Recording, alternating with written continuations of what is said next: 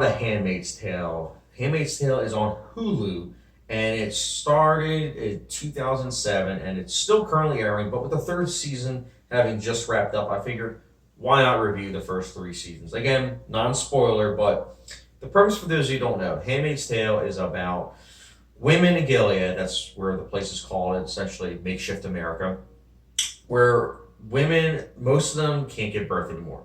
The ones that do are handmaids. They are the ones that give birth for the people, the richer upper class people. They're the ones that give birth to those children, so that way the rich can essentially thrive, whilst the poor, the ones that are essentially doing all the work, the handmaids, are the ones that are popping out babies left and right. But at the same time, they're being suppressed. They're being suppressed mentally, physically. It's a very hard world. And what's great about the show, at least the first season, is that the perspective of all this is being told from June, played by Elizabeth Moss. And they all wear cloaks. If you don't know this by now, I'll just explain briefly. They're all wearing these white cloaks so that everything is really hard to be able to see.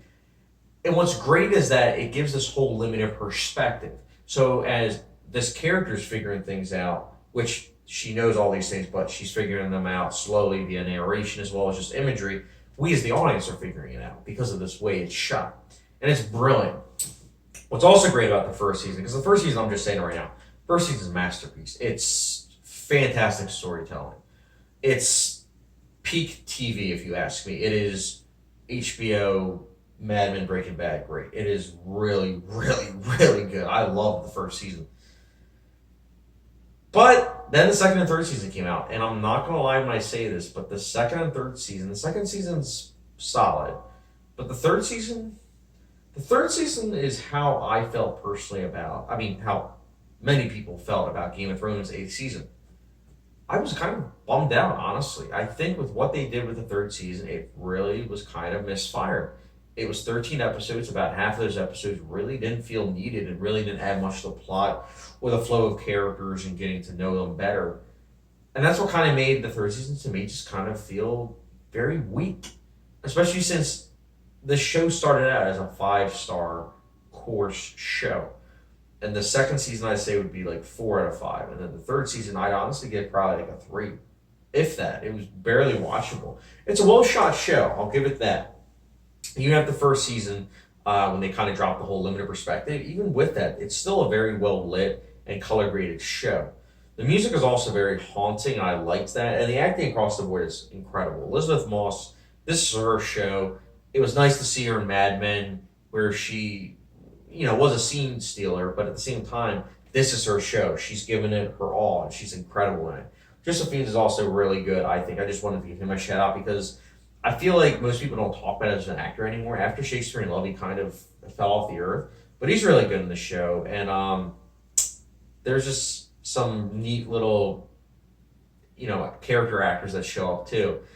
But I also wanted to say I think the production design is great too.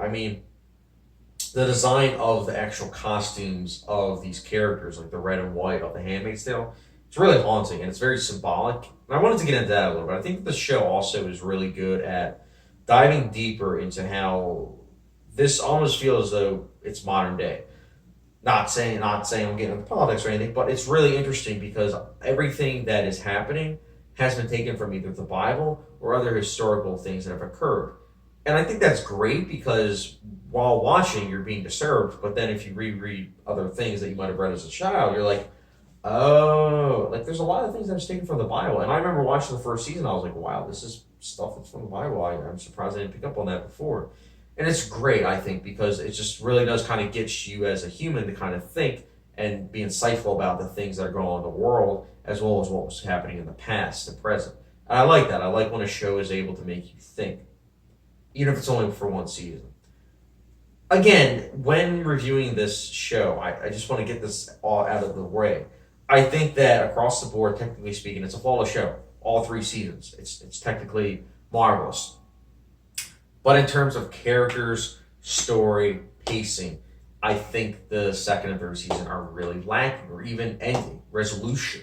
There's just stuff like that that really doesn't work in season 2 and 3. And that's why it's one of those things where when I'm about to rank the seasons, it literally goes season one's the best, season two's the second best, season three is the third best.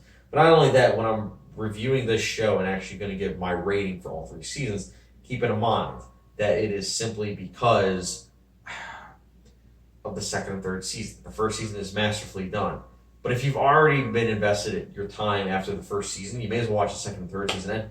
And I'm complaining about the third season right now, but I'm telling you right now, I'm going to watch the fourth season when it comes out on Hulu next year. I will. Because I think that even with its flaws, I still think that there's stuff that can be done that if they do it or even subvert my expectations and do something else, it will probably be really interesting. I think that now the groundwork's been set, even if it was a bit bumpy with the third season, I think that things could actually be better. And that's why for me, Handmaid's Tale, again, even though I was a bit wonky about season 2 and 3, I still think it's good, entertaining for the most part. First season definitely is the strongest, but that's why Handmaid's Tale for me personally, I'll be giving a 4 out of 5 star rating, which for those like a hot sauce rating, it's the good old Louisiana pure crystal hot sauce. So it's good stuff, for sure, but just not high rank entertainment the way the first season was, as a whole. Keep in mind, as a whole. Guys, that's my review for Handmaid's Tale season 1 to 3. Let me know your thoughts in the comment section below if you watched the show, and your ranking list as well. I am very curious about that. And guys, as always, it was a pleasure, just you guys watching. I really do appreciate it. Also, don't forget the subscription, notification bell, and I'll catch you guys later.